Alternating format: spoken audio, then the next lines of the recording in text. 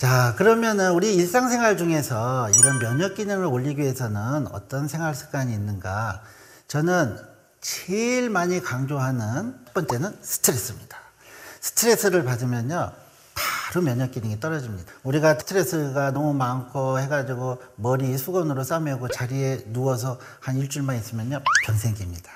그 스트레스로 인해서 면역 기능이 떨어지면 아까도 얘기했지만 병균도 들어오지, 혈관도 안 좋아지지 하기 때문에 이 스트레스를 풀어주는 게 굉장히 중요합니다. 그래서 이런 스트레스를 풀어주는 자기만의 이런 여가 활동이라든가 또는 좀 긍정적인 사고라든가 이런 것들을 통해서 스트레스를 너무 받지 않도록 하는 거 굉장히 중요한데요. 근데 사실은 뭐 살아가는 것 자체가 스트레스의 연속이기 때문에 안 받고 살 수는 없거든요. 그럼 풀어줘야 되는데 제일 손쉽고 효과적인 방법이 뭐냐? 운동입니다. 우리가 운동을 하면 아까 자기 자신에게 맞는 운동이라고 했잖아요. 이런 유산소 운동에 기분 좋은 운동을 하면은 우리 몸에서는 엔돌핀이 나오고 행복 호르몬 세로토닌이 분비가 된다 해요. 그러면 스트레스도 풀어지지만 몸이 굉장히 가볍고 웰빙, 행복감이라든가 이런 가벼움을 느끼기 때문에 이런 어느 정도의 운동을 해주는 거는 굉장히 중요합니다. 그래서 자기에게 맞는 운동을 꼭 하시고요. 자, 그 다음에 이제 먹는 것도 굉장히 중요한데요.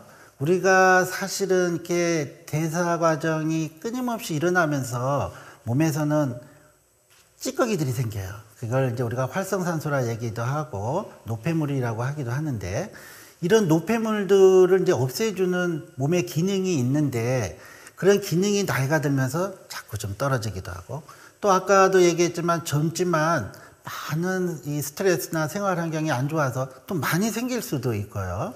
해서 이런 거를 어느 정도 해소해 주기 위해서 우리 몸에서 이제 도와주는 이런 항산화 또는 노폐물 제거에 도움이 되는 이런 음식물 섭취를 많이 해주는 게 좋은데 그게 이제 대표적인 게 색깔 채소입니다. 빨주노초, 파남보 이런 가진 색깔을 안토시아닌이다, 플라보노이다 이런 것들이 이제 보라색, 자주색으로 뭐 빨간색으로 노란색으로 나타나는데 이게 아주 좋은 항산화제들의 성분이거든요. 그래서 이런 싱싱한 색깔 채소를 드시는 것은 아주 좋고요. 그 다음에 이 음식 중에서도 우리가 조리를 하면은 사실은 맛이 있어져요. 소화도 잘 되고. 하지만 일부는 우리가 싱싱한 식재료에서 얻을 수 있는 그런 이 비타민이라든가 또는 효소 같은 거를 섭취하기 위해서는 일부 싱싱한 제철 식재료를 너무 조리하지 말고 살짝 데치거나 생으로 먹는 것도 굉장히 좋다고 합니다. 그런 식재료에 들어가 있는 효소를 우리가 몸에서 무궁무진 만들어낼 수 있는 게 아니기 때문에 일부분은 섭취를 해주는 게 좋다 하거든요. 그 다음으로는 우리 면역과 관련돼서 사실 장 건강에 대해서 많이 얘기를 하고 있습니다. 우리 면역세포의 70%가 장에 존재를 하고 있다 하거든요.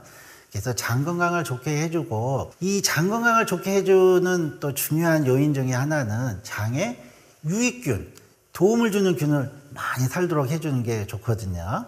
그래서 요즘 많이들 얘기하고 있는 유산균, 이런 이제 장의 유익균을 증가시킬 수 있는 이런 유산균 섭취하시는 거 상당히 좋고요. 그 다음에는 잠을 잘 자야 됩니다. 그래서 숙면을 취할 때 우리 몸에서는 거의 90% 이상의 호르몬이 숙면 때 나오거든요. 그래서 규칙적인 숙면을 취하시는 거 굉장히 중요합니다. 그런 식으로 이제 우리가 잘 관리를 하셔서 이 면역 기능 제일 중요합니다. 병균도 막아줘야 되죠. 혈관도 건강하게 해줘야 되죠. 암도 예방해줘야 되죠.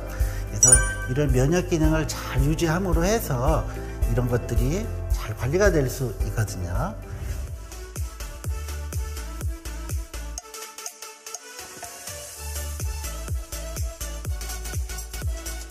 如果您喜欢今天的影片，欢迎点赞、分享并按下小铃铛。如果你想看爱多美其他的影片，欢迎在底下留言。